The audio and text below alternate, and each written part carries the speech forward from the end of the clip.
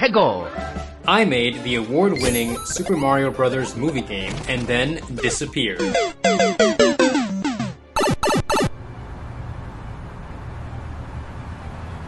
Have you seen this Mario fan game and the videos yet?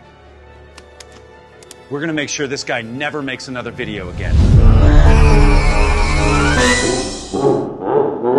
No, Nintendo didn't sue me into oblivion, but there was a chance. I just ran out of things that I really wanted to say. But now, I want to talk about AI. Now, I've got a different take than what you've heard from the hypesters and from the doomers. I'm gonna call bullshit on 3 things.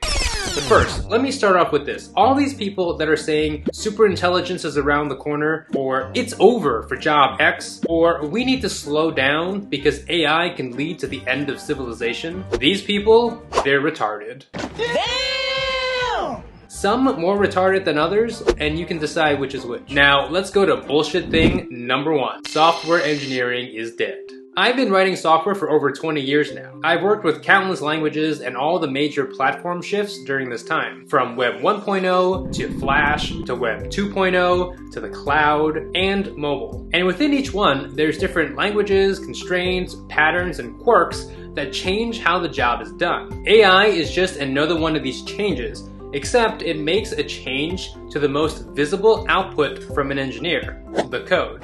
90% of my skills just went to $0 and 10% of my skills just went up 1,000x. And this is exactly what I'm talking about. Having a vision, being able to set milestones towards that vision, keeping track of a design to maintain the levels or control the levels of complexity as you go forward. Those are hugely leveraged skills now. Code is not even half of what the job is, which is why you see so much adoption from engineers. Now on to bullshit thing number 2.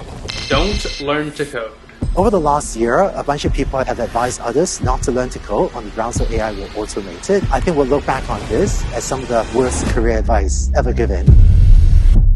Technical skills are currently an unfair advantage, and I think that's going to continue to be true, except it's going to turn into a situation where it's a severe disadvantage for those without technical skills. We've had math and reading and writing for thousands of years, and we've only had to do less and less of it over time. But who would say that you'd be better off if you didn't have these skills? I do want to be clear, it's not about knowing the syntax of a particular language. It's about understanding how the computers work, how software works, how the machines work, and how you can use it to work for you. I think a lot of people are getting way overexcited with AI agents. It's not useful to me to get a diff of 1,000 lines of code. I'm still the bottleneck, right? Even though the 1,000 lines come out instantly, I have to make sure that this thing is not introducing bugs and that it's doing the correct thing, right? We're now kind of like cooperating with AIs, and usually they are doing the generation and we as humans are doing the verification.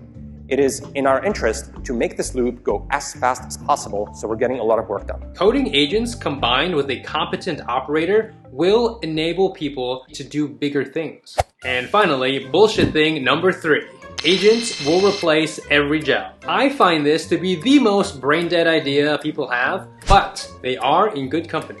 This is Albert Einstein in 1933, blaming the machines for taking all the jobs and causing the Great Depression. If the world runs out of ideas, then productivity gains translates to job loss. But over the course of the last 300 years, 100 years, 60 years even, in the era of computers, not only did productivity go up, employment also went up. Here's what is true.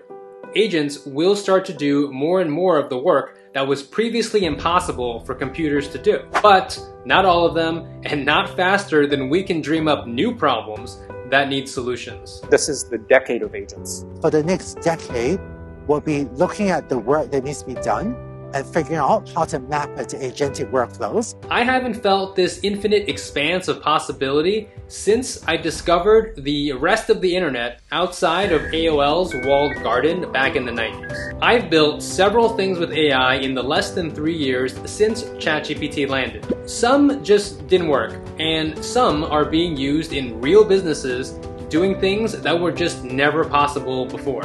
All of us are learning as we go, and that's why I'm making videos again.